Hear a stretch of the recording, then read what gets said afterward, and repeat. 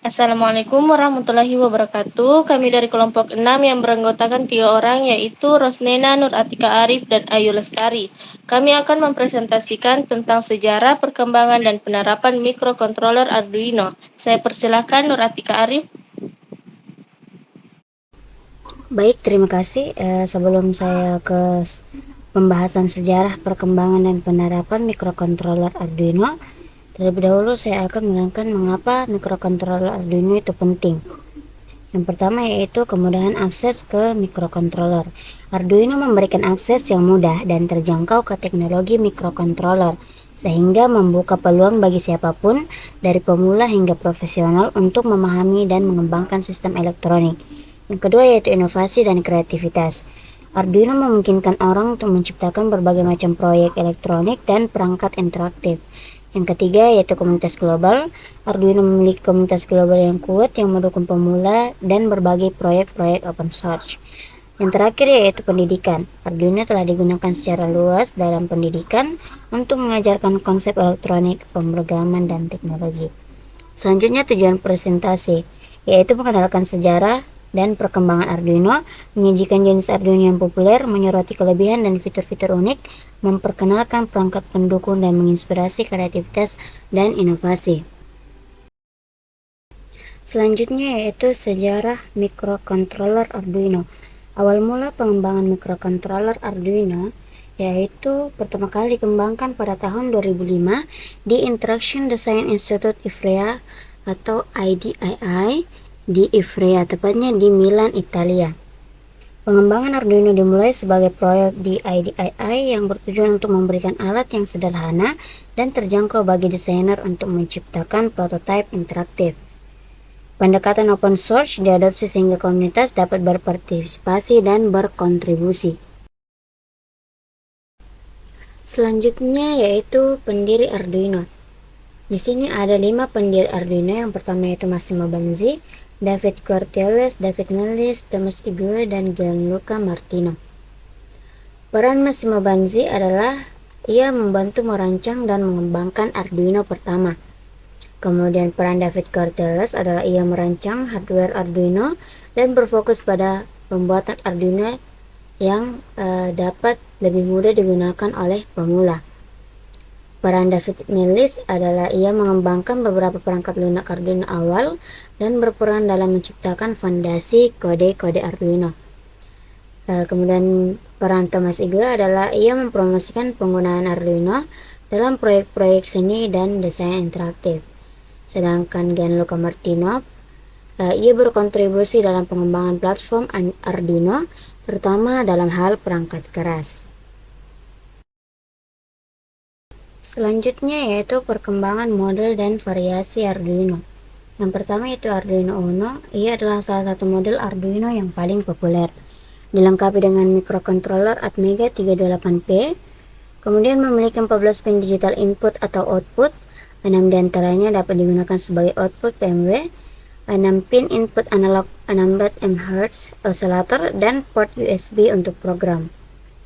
Lalu yang kedua adalah Arduino Nano. Ia adalah versi yang lebih kecil dari Arduino Uno. Idealnya untuk proyek yang memerlukan ukuran yang lebih kecil, dilengkapi dengan mikrokontroler Atmega 328P, pin digital dan analog yang serupa dengan Uno. Yang ketiga yaitu Arduino Mega. Arduino Mega adalah salah satu model yang lebih kuat, menggunakan mikrokontroler Atmega 2560, memiliki 54 digital input atau output, 14 dengan output PMW, 16 pin input analog, 16 MHz oscillator, dan port USB. Yang keempat yaitu Arduino Leonardo.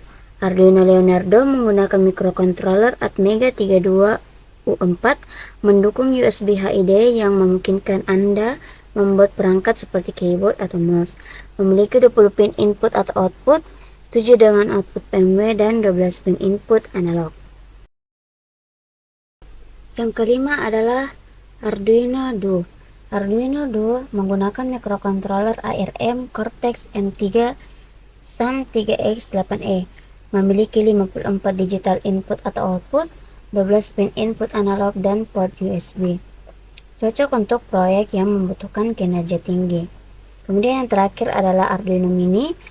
Ia adalah versi yang sangat kecil dan ringan, cocok untuk aplikasi yang membutuhkan ukuran dan berat yang minim, memiliki spesifikasi serupa dengan Arduino Nano. Kemudian selanjutnya saya alihkan kepada Rosnena. Baiklah, selanjutnya pembahasan microcontroller Arduino. Fitur-fitur unik Arduino, yang pertama itu open source. Arduino adalah proyek open source, sehingga informasi perangkat keras dan perangkat lunak tersedia untuk semua orang untuk digunakan, memodifikasi, dan berkontribusi. Cross-platform, Arduino IDE dapat dijalankan di berbagai sistem operasi seperti Windows, macOS, dan Linux. Sederhana, mudah digunakan bahkan oleh pemula dalam dunia mikrokontroler. Kode program menggunakan bahasa yang sederhana dan mudah dipahami. Ekosistem yang kuat, terdapat komunikasi besar yang mendukung Arduino dengan banyak tutorial, forum, dan sumber daya online. Kelebihan Arduino yang pertama itu murah. Arduino tersedia dalam berbagai model yang terjangkau, membuatnya menjadi pilihan yang ekonomis untuk prototyping dan proyek DIY. Banyak pin input-output. Ia memiliki berbagai pin digital dan analog yang dapat digunakan untuk berbagai aplikasi dari kendali motor hingga sensor. Yang ketiga itu kemudahan pemrograman. Arduino IDE memberikan antarmuka yang mudah digunakan untuk menulis, mengunggah, dan menguji kode program. Port USB integrasi.